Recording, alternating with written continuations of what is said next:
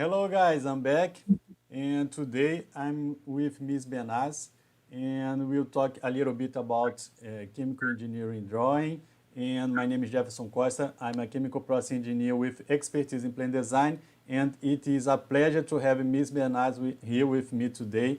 Thanks a lot for your time, and I know that it's not easy to share time with people to teach them about chemical process engineering, plant design. And before I start, Ms. Benaz, please present yourself, talk a little bit about you, and now it's your time.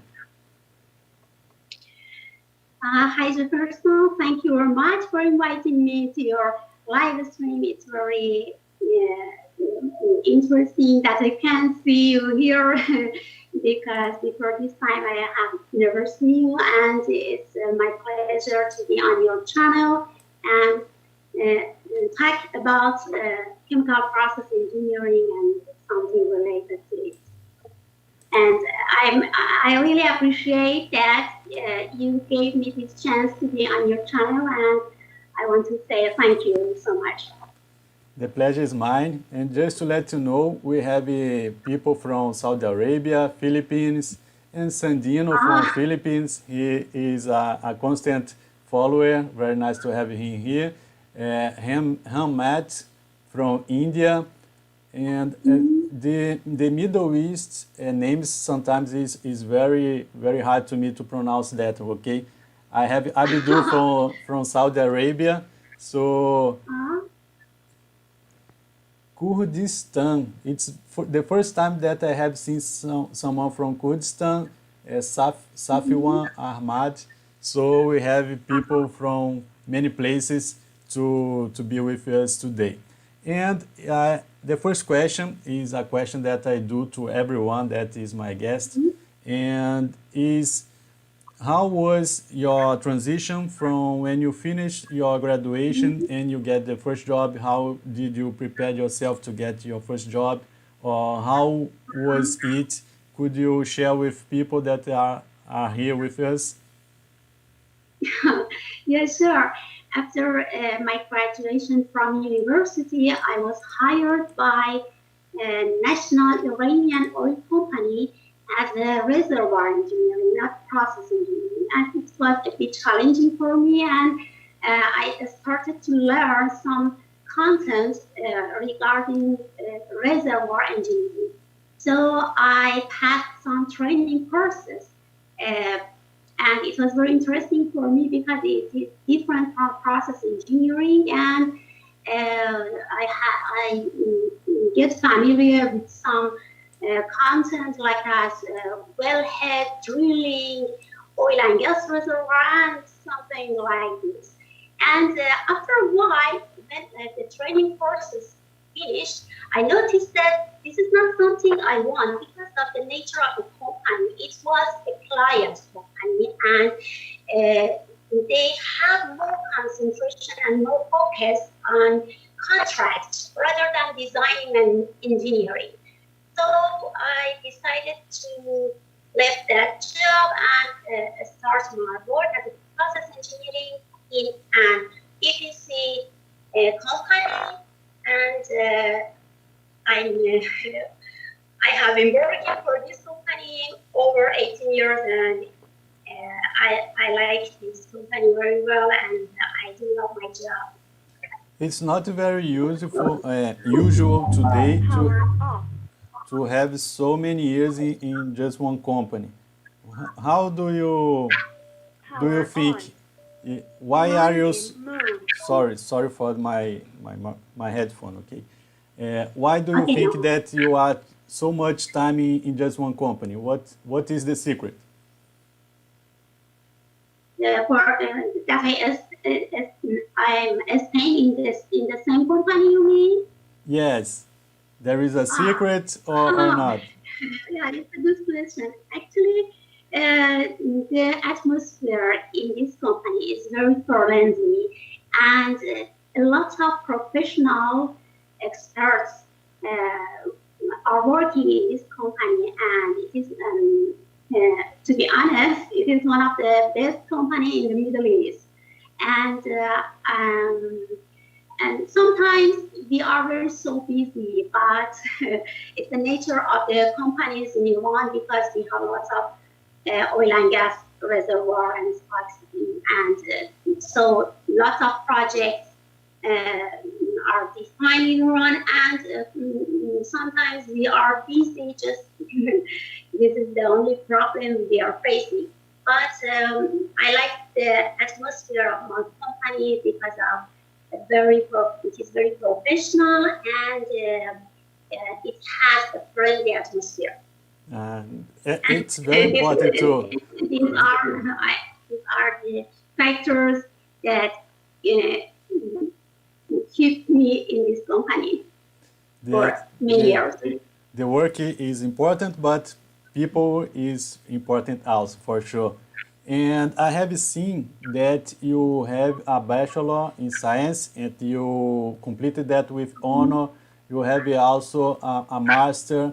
And I would like to know what, in your point of view, of course, what is the difference, what you have learned during your master and your degree, and what you have seen in the real life working as a process engineer? Oh, actually, whatever we learn at university is very important because they are basic and fundamental knowledge, and without them, no process engineer can be successful. But whatever we do in real world and in our job is different. It's different from what have learned at university. And I can give you some example. For example, you want to size a pipe. When you are a student at university, it's very simple. You choose pipeline size and calculate the velocity and pressure loss, and compare it with the criteria and announce the size of the pipe.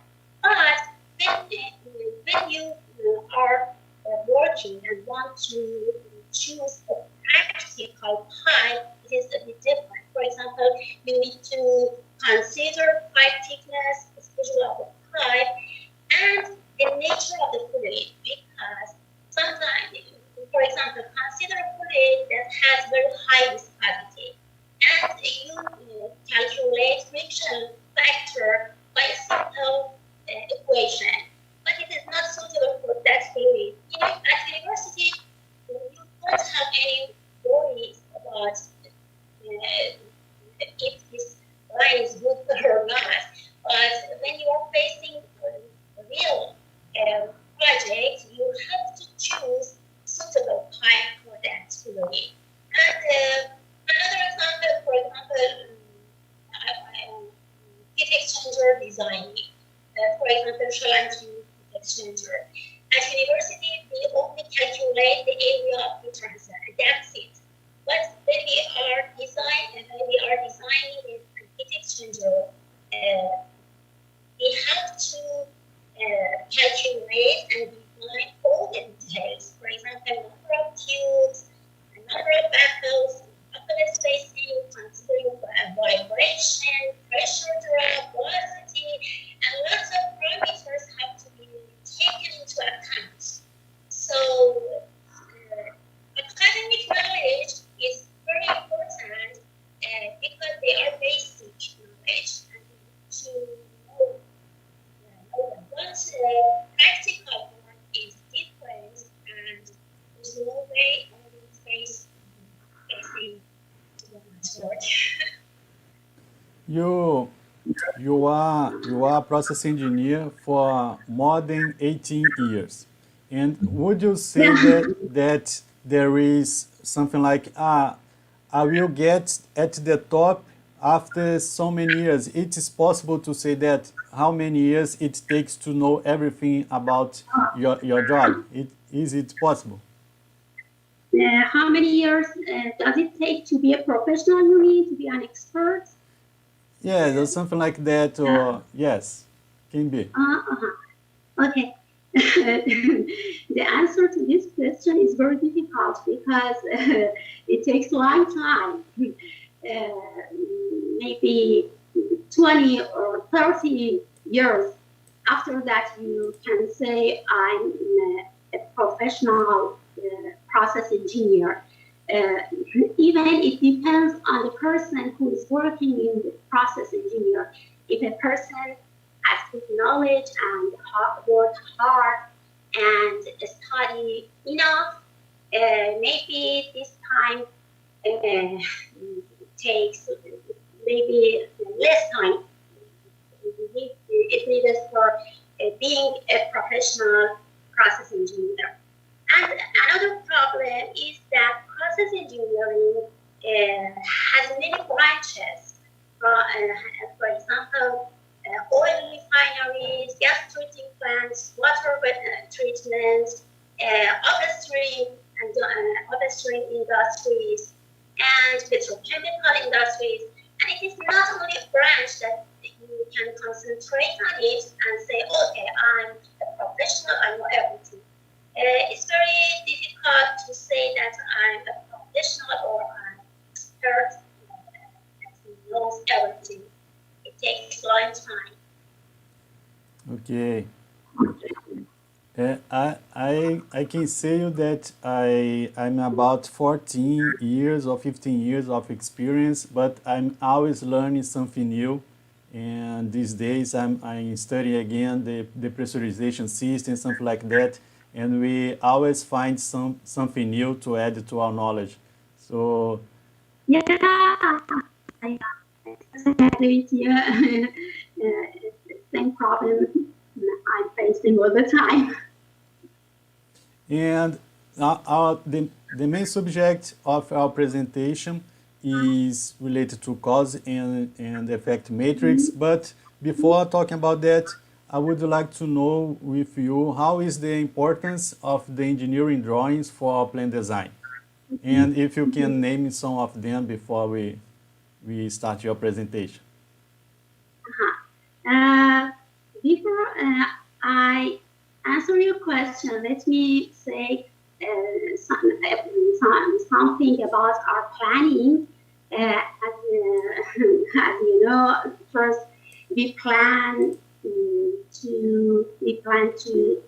talk about process drawings and especially safeguard diagram and ESP hierarchy diagram, as well as cause and effects diagram. But during my when I was preparing the presentation, I noticed that it is impossible to talk about all of them only in one session, and we agreed to talk about one of them, and we chose cause and effect diagram.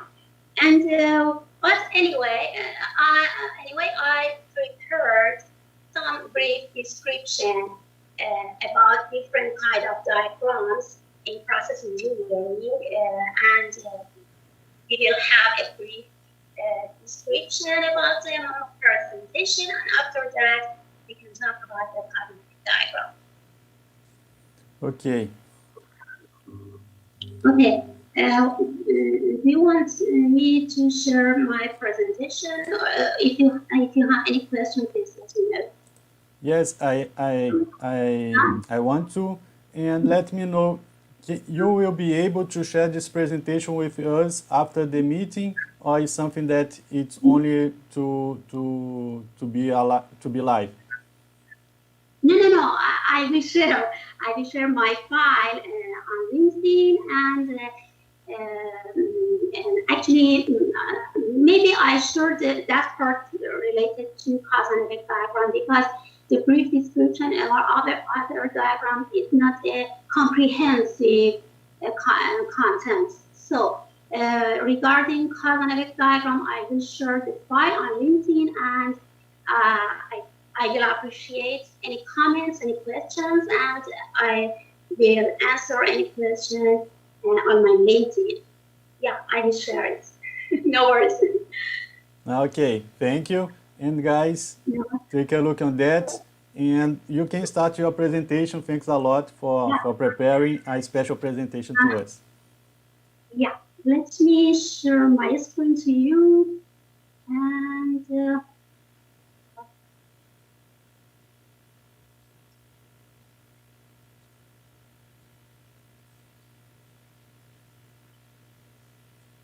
okay, Mr. Jefferson, do you have my screen? Yes, John Lennon screen. Okay, just for checking. Okay, and mhm. Uh,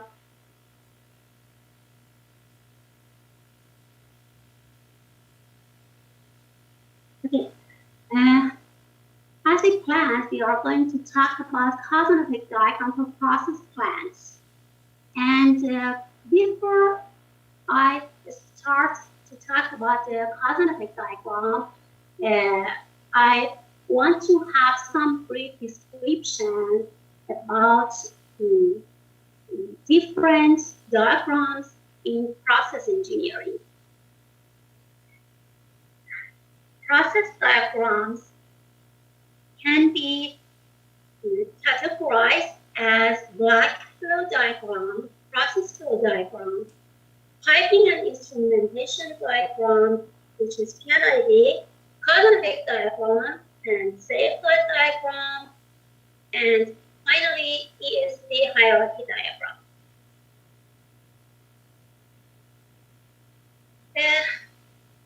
Let's start with block flow diagram. The block flow diagram that you can see on my screen is it's a typical block flow diagram, and each item on block flow diagram is a process unit. The block flow diagram shows feed and products. It means inputs and outputs, fundamental requirements of the plant, various processes occurs within the plant. And as you can see on the screen, there are some red circles around inputs and outputs. For example, gas well is the feed of the plant in this block flow diagram, and same gas and other gases are other product of the plant. Generally, it gives an overview of the plant. Another diagram is process flow diagram, and it gives more details regarding the plant, and it is a sample of the process flow diagram. If you consider that block flow diagram, the box is available for NGL recovery. The NGL recovery in the box can be expanded in this PFD. And you can see the PFD that has some equipment and other factors, other devices and measures.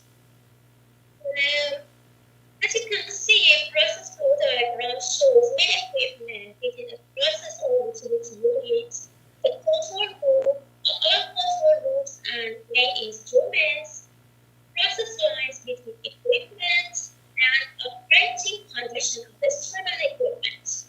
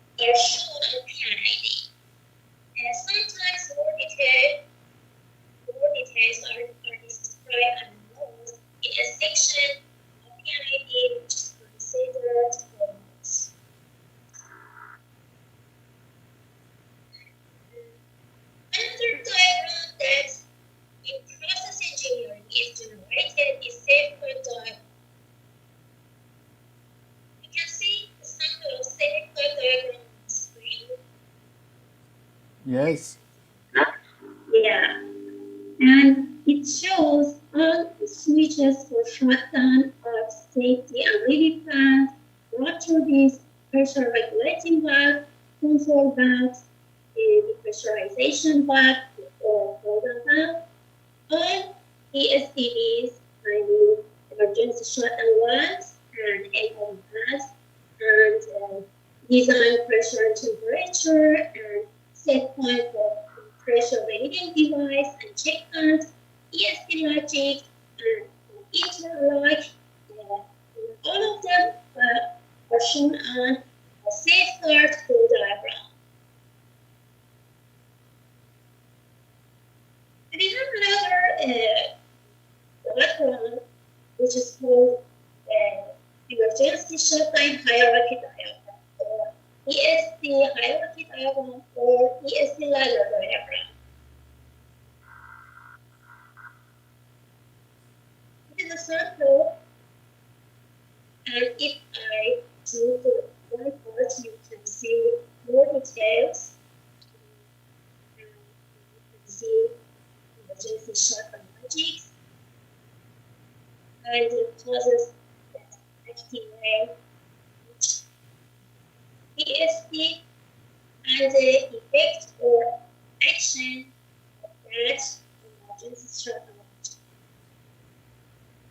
And if you want to see the graphic display of the ESD hierarchy diagram, it is something like this on the screen. Yes. Yeah.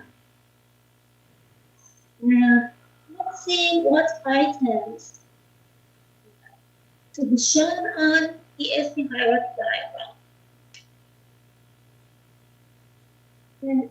Actually, ESD hierarchy diagram shows a hierarchy of shutdown level within a plant or a platform. ESD system can be divided in some categories. Some projects started from the level 0 and some projects started from level 1. For example, the first one, the ESD level 1 is a total plant shutdown. ESD level 2 is a partial plant shutdown, and ESD level 3 is a process equipment shutdown. We have also emergency depressurization as EVP. Shutdown hierarchy diagram is start from ESD level 1, as well as emergency depressurization. And it continues following ESD level 2 and then level 3. Shutdown hierarchy diagram describes the process that energize each shutdown and effect resulting ESD activation.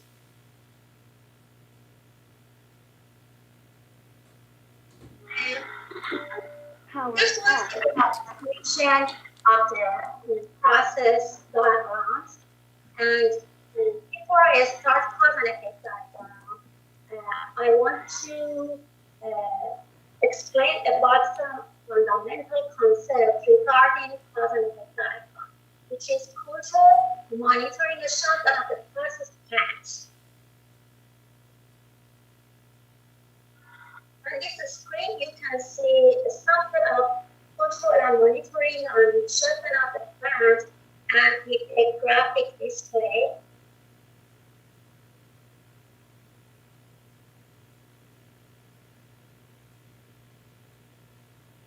Control and monitoring of shutdown systems are designed at the earliest phase of the project by basic licensor designer. As the process moves through project life cycle, the systems may be developed. Conditions that I'm going to present here may differ from one project to another as they are defined by clients and standards in each project. Anyway, the concept represented here is the same. So, what's the systems overview? What kind of systems we have in a plant to monitor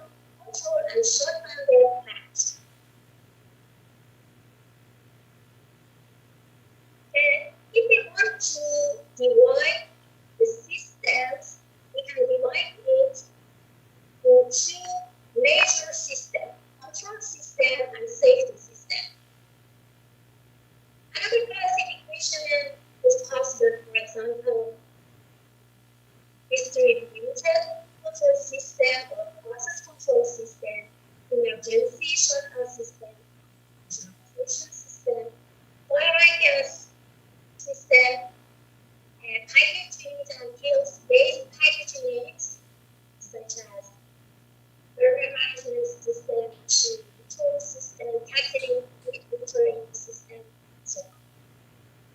And sometimes it process the control system and emergency shutdown system are integrated as an integrated control and safety system,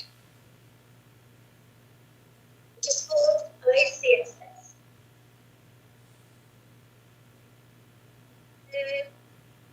This slide, I describe some different types of packages regarding control. Some of them are expandable, and some of them are remote control, CSI system of the past, and some of them have their own PCB or control panel located in the PCB, and it is located in instruments technical.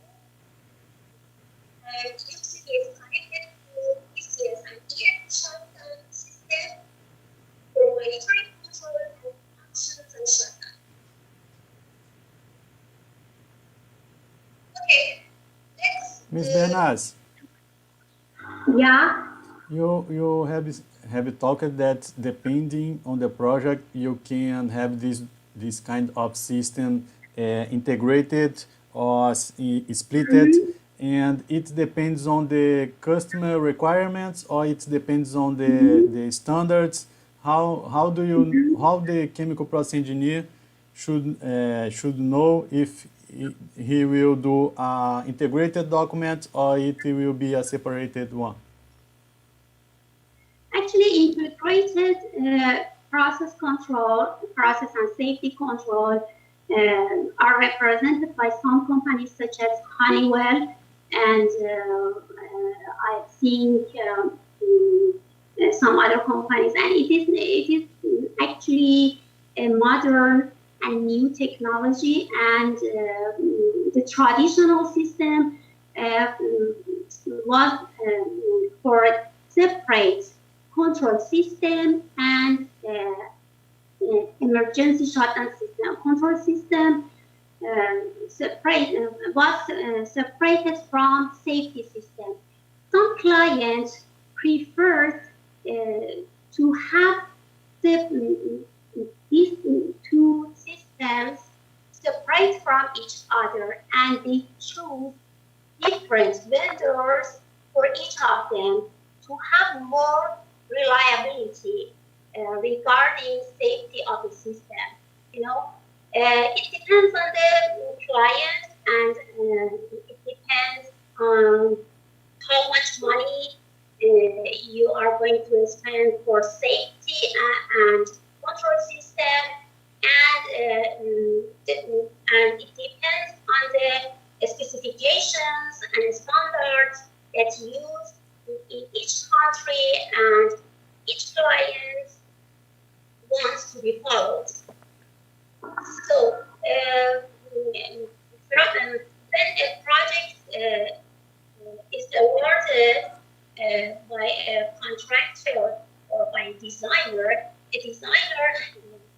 has to follow the customer requirements and the standards, and it is not something that one person or one system can decide about. Maybe some information and some meeting are required to get a result, to know which system is suitable and how much money we are going to spend for the project. Okay.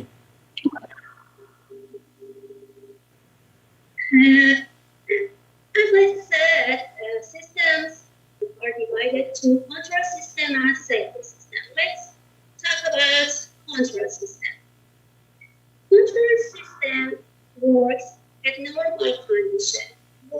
It is normal control and monitoring system, and it is It is done via distributed control system, which is DCS. This system controls the process to produce a good quality product, honest product, and keeps all process running within its safety limit.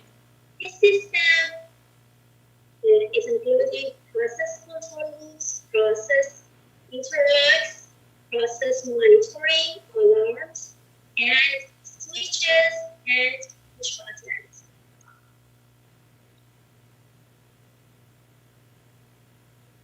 Now we can concentrate on safety system. Safety system is considered as abnormal, unsafe, or emergency situation. It is designed to protect personal, equipment, and environment in case of emergency situation or in case of abnormal or upset condition. These actions are done via an emergency shutdown system, which is called ESP. And it is including emergency shutdown and pressurization system and oil and gas detection and alarm system. And that part of packages is connected to the system. ESP, EDP, oil and gas system. On this screen, you can see an example of safety system.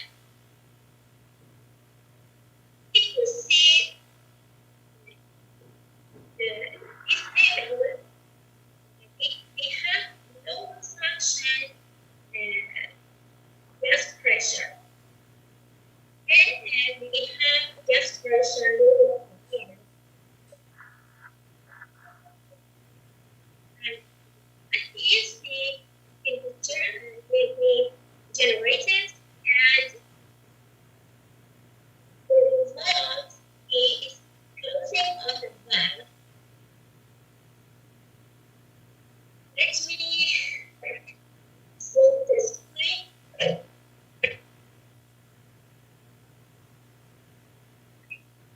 When we have pressure below alarm, and ESP is energized, and the result is the closing of the inlet valve.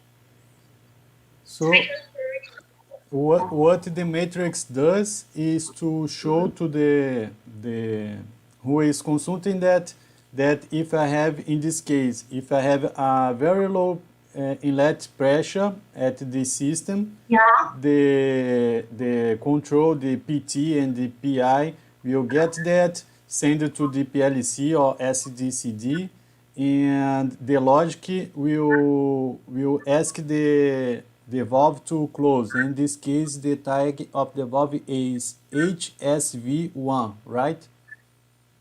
Yeah, it is done automatically, and after sensing low suction pressure, an emergency logic will be energized, and the result is closing the valve at inlet.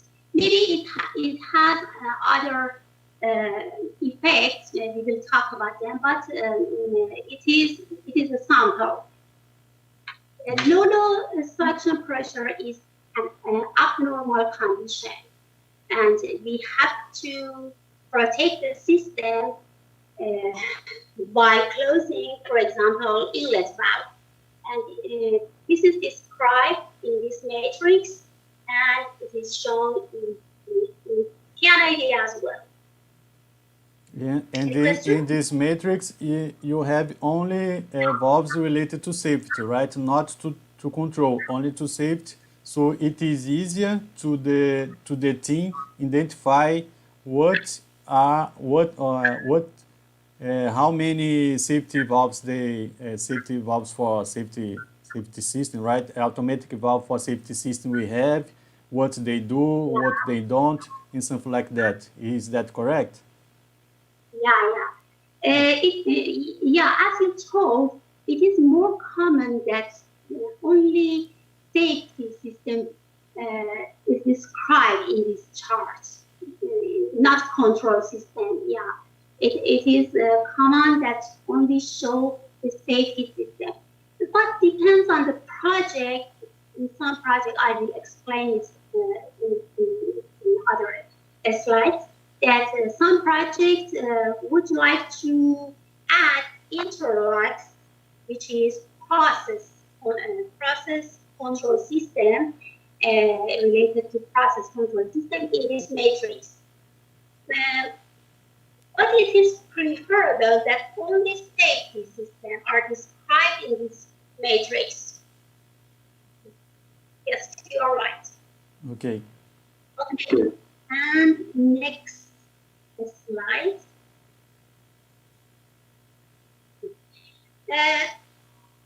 So we have safety system and control system. Process safety system shall be independent and in addition to process control devices, which are used in normal process operation. It means protection measures have different functions from control algorithms. Okay, and here I want to talk about process safety systems documentation. Some common documentations are as the specifications of philosophies, carbon effect matrix, which is only ESD matrix, or in some project it is including interlock matrix or interlock description.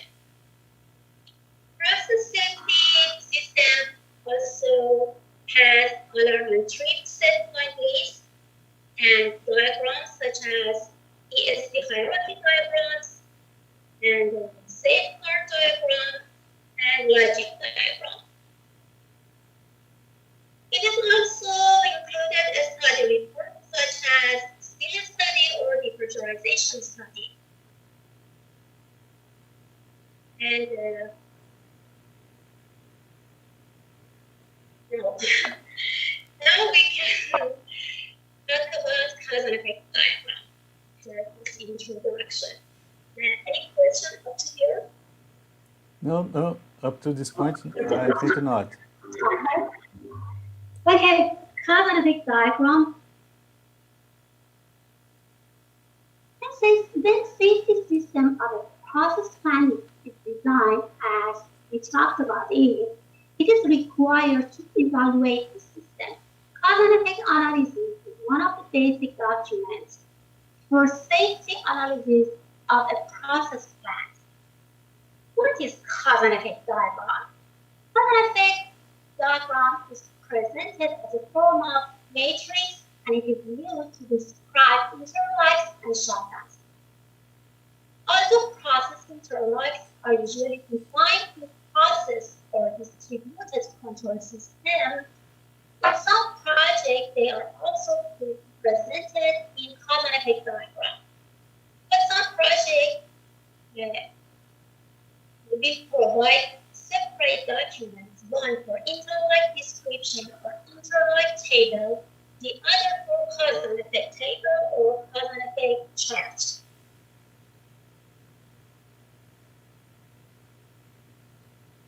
Cause and effect lists process offset and process responses. Process offset can be manual or automatic, which are shown in rows, and they are referred as causes, and process responses are equipment and instruments. They are shown in columns, and they are referred as effects.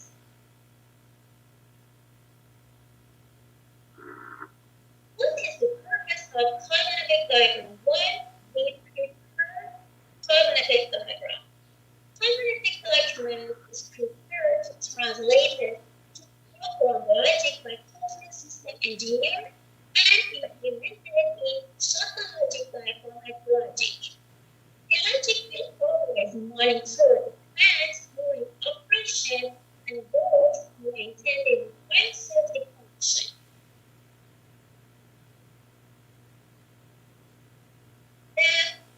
We have two categories of cause and effect diagram: process cause and effect diagram and fire and gas cause and effect diagram. As a process engineer, we prefer the first one, process cause and effect diagram. Fire and gas diagram is preferred in firefighting department or loss prevention department, and usually process department does not prepare this document. To the stage of project, we have to prepare cause and effect diagram. Cause and effect matrix is prepared during conceptual and basic stage. During hazard study and detail engineering, treatment factors and effects will be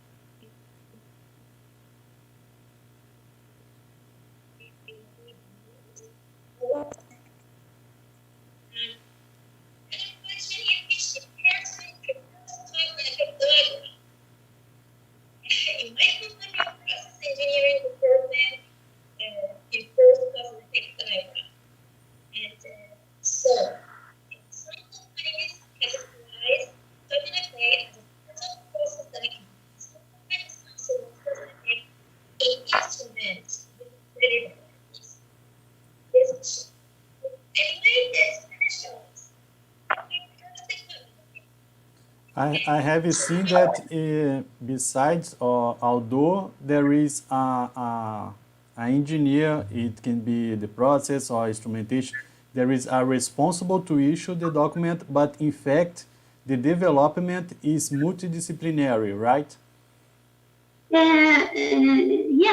In some, usually it is multidisciplinary document. For example, if the process department prepares cause and effect diagram, they will send it to instrument department for review and comments. And after review and comments of the instrument department, it will be issued by process engineering department. I mean, it is considered as a document for process deliverables. But in other companies, instrument department prepares this diagram and send it to process engineering department for review and comment, and finally they issue that document as their deliverables. Okay. Yeah, it's better that it is prepared by a multidisciplinary department. Yeah. A person who is going to prepare cause and effect diagram needs to have good knowledge of process as well as control and shutdown of process.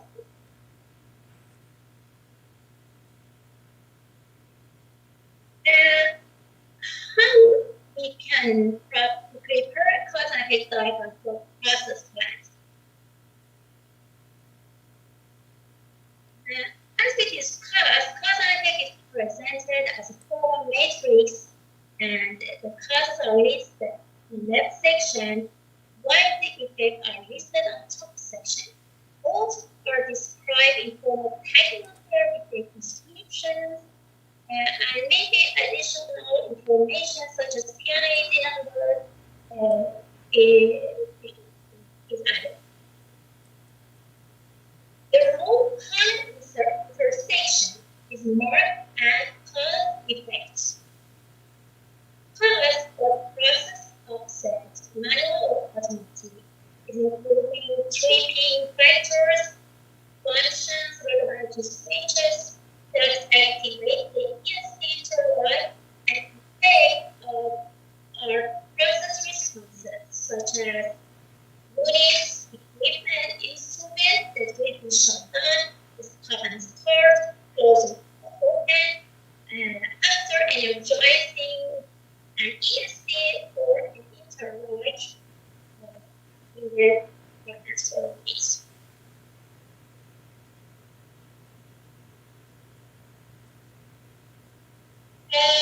Items that should be considered and specified in automatic planning. The first one is ESC or interlock takeover. For that, you have to identify ESCs and interlocks appropriately, and then insert the takeovers on the chart or two. The second one is causes. We have to identify the causes. For example, process offset or switches energize an ESC or an interlock based on section unit and process function. And should be considered in conjunction with the process description. The NA should specify the type and description of the table. The third one is effect. You have to identify the process responses and specify them, the type numbers and description, and then nature.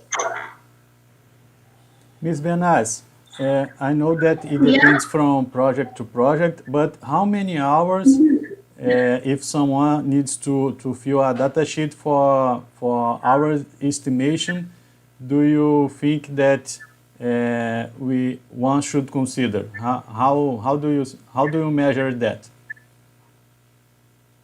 You mean you are talking about man-hour that is Yes. required for preparing this segment? Actually, it depends on the experience of the person who is going to prepare this document, because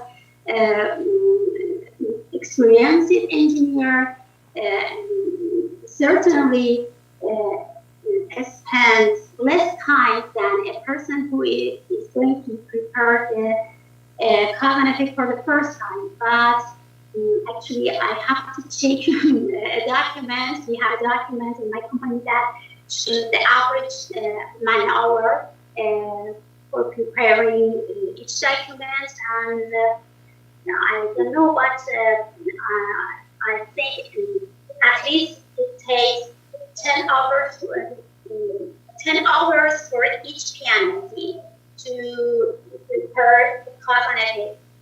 This is including drafting and engineering and also checking and supervising the documents. Altogether, maybe it is around 10 hours for each panel. Okay, just for a reference. But I can check, it's just my opinion, but we have a chart and my company, and I will check it and tell you the better estimation. Mm-hmm. Okay, thank you. You're welcome. And regarding item 4, piano drawing numbers, it is optional in some projects. It is mentioned. Actually, it is preferable to have PID drawing numbers, because it makes it easier to find each item, and it is common to specify PID numbers for each cosmetic. And there are some other factors that usually are shown on cosmetic diagram. One of them is reset. Reset switches are located in control room and in field, and they have to be considered when designing the system. After all process conditions return to normal operation and ready to restart, the operator will don't reset a receipt from control, manual reset from field can be possible. After trips, return to normal operation shall not be made possible unless the safety system are manually reset for PCS. Another item that may be specified on common deck is speed rating. Speed is safety integrity level for all causes, and it is possible to mention speed rating on common paragraph if the speed study has been done for the project. The other item is time delay, and if there is any effect in time delay, it should be specified in the diagram. And the other is bolting. If there is any bolting logic, it should be specified in positive and most column and symbols for that, and it's in case the type of bolting logic, such as 1 out of 2, 2 out of 2, and 2 out of 3 bolting logics. If we have one of them, it's good to show on positive diagram. As soon as intersection between row and column should be marked as coordinate action. The marked intersection is usually an application that shows the action of the test or instrument response. I have added a table that lists actions. As you can see, for example, intersection between row and column. If it is specified with A, to activate. For example, the logic or ESP logic, interrupt logic, energize another logic. It's shown by A. If it is closed, it is shown by C. If it is open, it's shown by O. And the start stop maybe such as SE, SE, T. T is specified as other parameters and actions that we see in this step.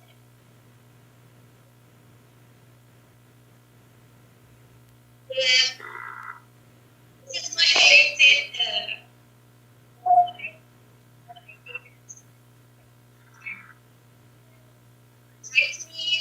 I will show this product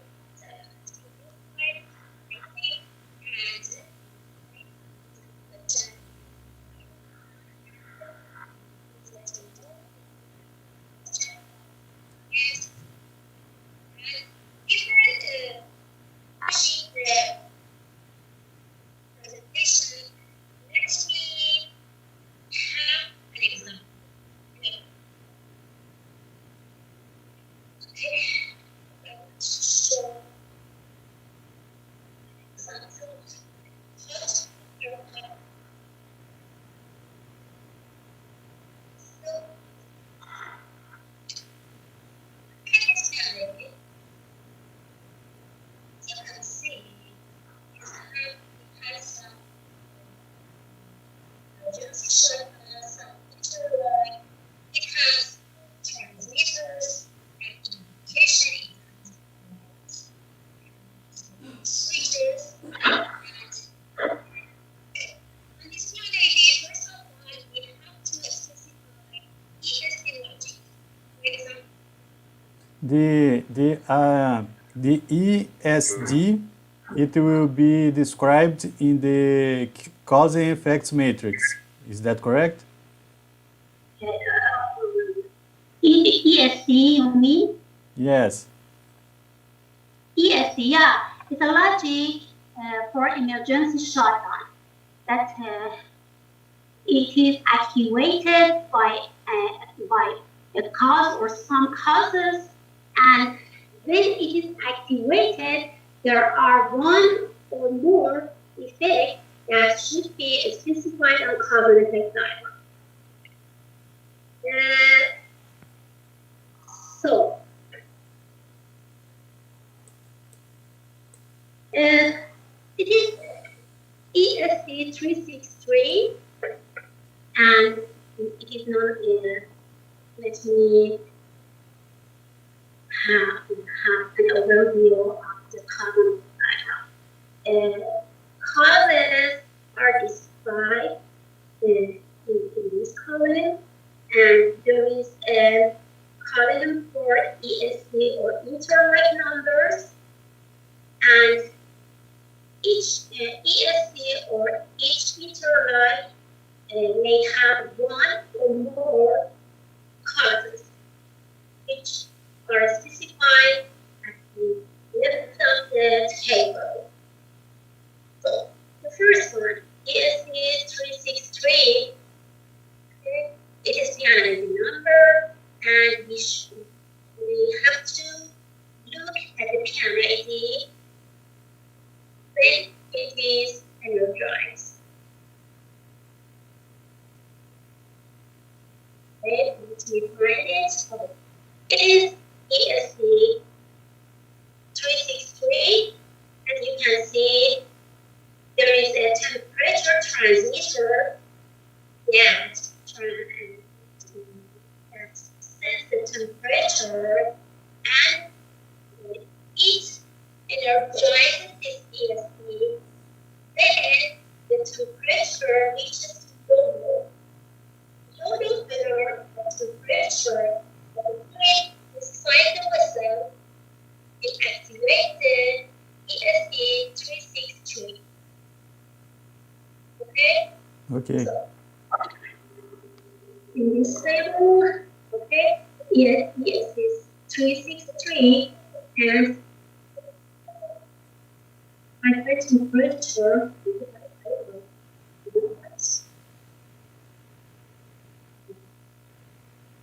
Oh, it is for 640. Yeah, it is. High temperature. From the PNID, we can have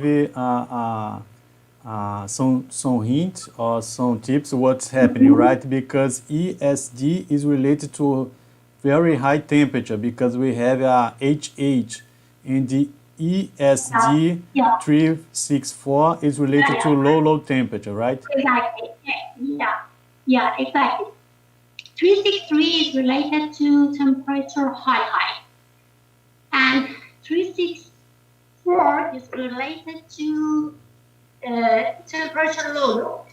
So, but the same transmitter is transmitters the temperature. So we have high temperature, and which energizes ESP, and low temperature which energizes another ESP. Okay. Then high temperature in the vessel occurs. The heater should be stopped. The type number is H400 and 400, 100.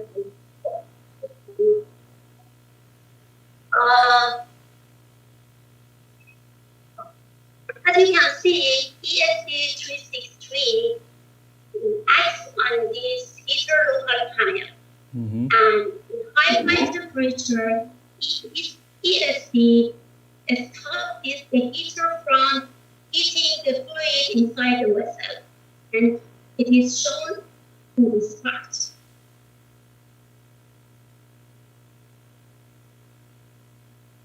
And it is described in this section. The electron heater will be stopped by energizing ESP. So it will, if the temperature is too high, it will Yeah, stop or turn off the heater, right? yeah, exactly, exactly.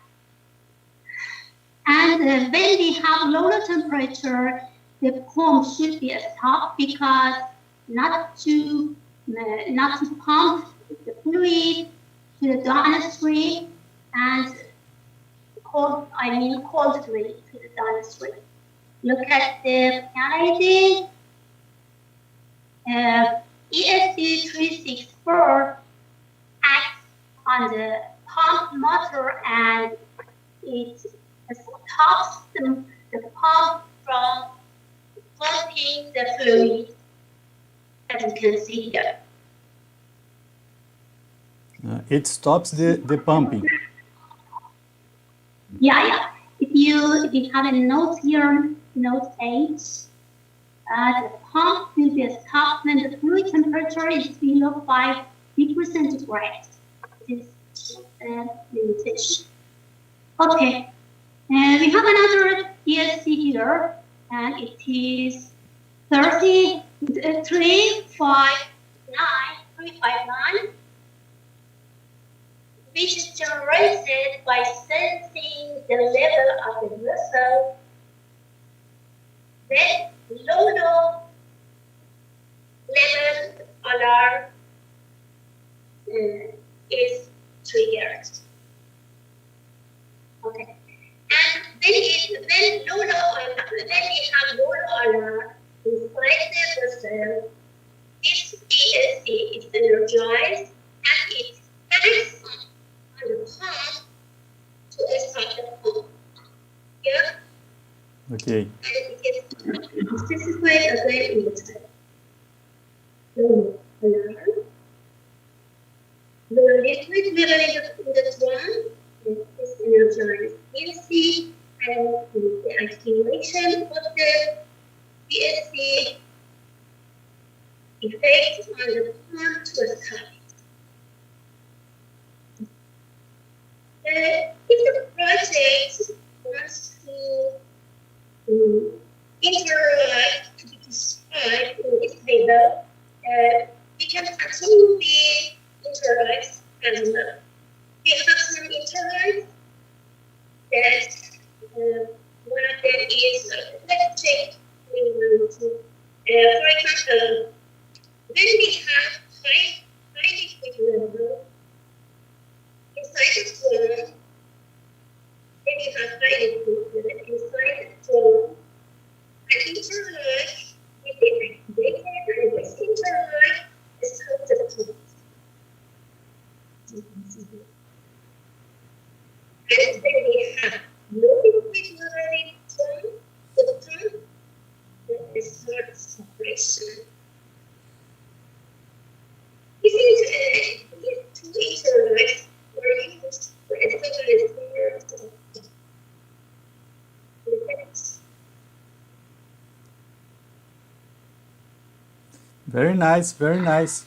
And this one and was one of the very technical presentation, and this is very nice because usually the graduated and even the fresh engineers have not is not familiar with this kind of document. And to be sincere, in my project, I will never.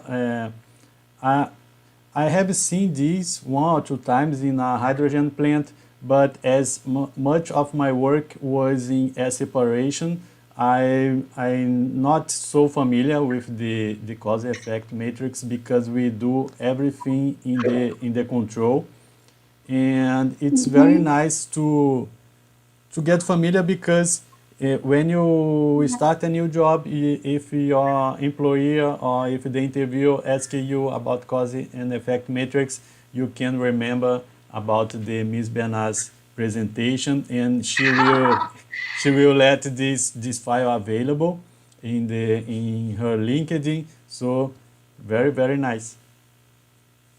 You're welcome. Just the last page is sample of interlife description. It is when we are not going to present in quadratic diagram. We prepared an interlike description, like something like this, or something. Sometimes it is presented as descriptive text, and it is sample of interlike description. I hope the information presented here is good and for your follower on LinkedIn and anyone who is going to have basic knowledge and very quick knowledge regarding carbon effect. And I hope it is useful and informative. Let me back to you. Let's me back to you. And see. Stop sharing. Stop sharing and switch on my camera. Can you see me? Not yet. Okay, now Not it's yet. okay. Maybe it will delay. Yes. And we have Okay. we have many people following us here, and we are going to the end of this presentation. But we have Good to know. a very special audience here. Vijay Sarati following us, and he said that your presentation was excellent. The presentation was structured well with covering the basic documentation required.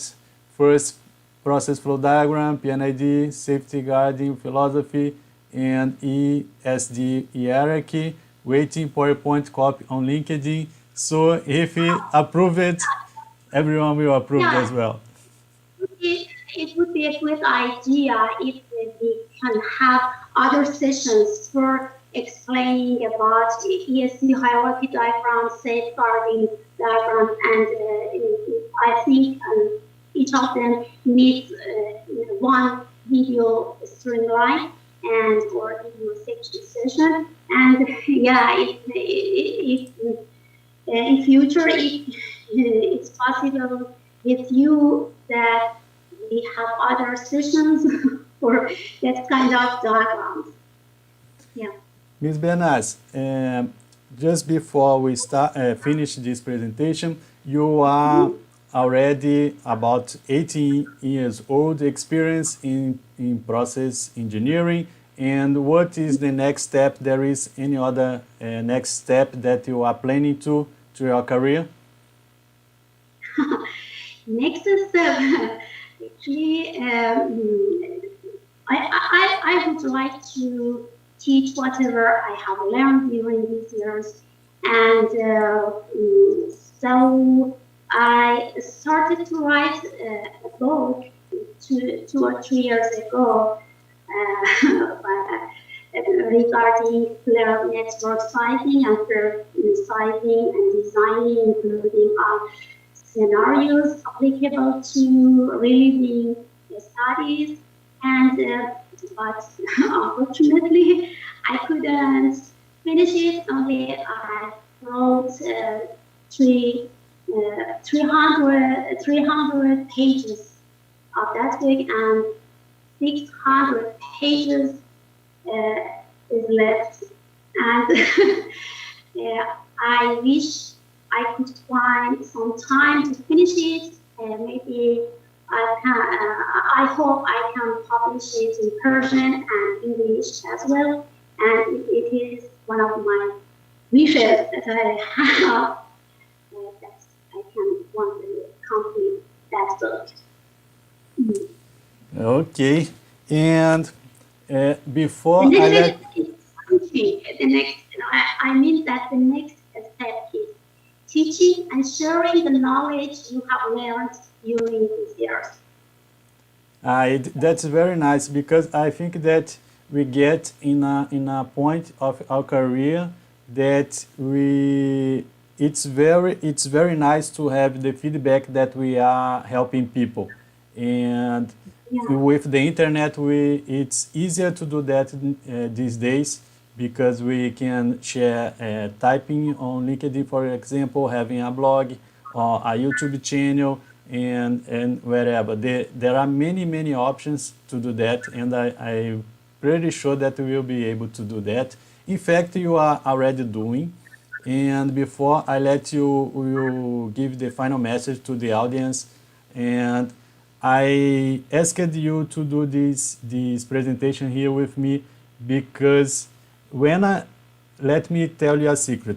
When I did the list for the 5 top in the last in the end of the last year, I almost added your name in there, and I fought a lot. I That's very fought, kind of you. and the only reason that I didn't add that was because you do great materials, but you don't do that frequently. And one of my let's say my criteria was the consistency. I But you completely, have yeah. very great materials. The tutorials that you have related to vertical pumps is really great, and that was the only Thank reason you. because I saw few posts there. But uh, of course the it's uh, I'm not saying that it was a mistake, but probably today I would change my mind and add you to the list. And in the end of this year, I will do another one, and for sure you will be there. And Ms. Bernardes, thanks a lot for Thank you so much. your acceptance, and it was a pleasure to be with you here. And I believe, in my point of view, that this presentation, this technical presentation, was very great. And please give Thank your you so final much. words to the audience. Final words. First of all, let me thank you so much for your nice work. Actually, have I don't have enough time and I don't have free time to produce such documents and publish on LinkedIn. And actually, it is my wishes that I can find some time to generate this kind of documents. I have lots of handwriting that I want to publish on social media. I hope I can find more time, or I can manage my time better. And the last word maybe is if a junior engineer or a graduated person wants to be successful, it needs time, effort, hard working, and study, and especially when they are going to generate a document, it's better to gather enough information, different sample in different projects, not only one procedure, one project, because the information maybe differs from one project to another. And that's it. And thank you so much for inviting me into this interview. That was great to see you. You are one of the best person on LinkedIn because you are so generous. You share whatever you know, you share your knowledge unconditionally. And it's so nice to see that some people like you live